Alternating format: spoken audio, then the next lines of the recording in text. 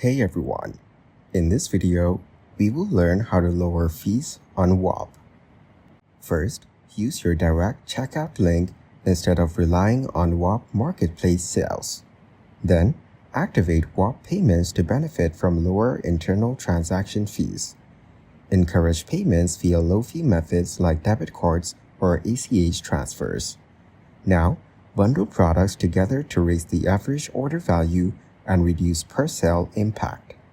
Set product prices smartly to absorb and offset Whop and payment fees. Then focus marketing on direct sales channels to minimize platform commission. Monitor and optimize your fees by regularly checking Whop's fee structure updates.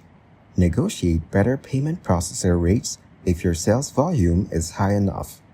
Build loyalty programs to maximize repeat customers and spread transaction costs.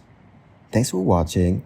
Don't forget to like and subscribe to see more content like this.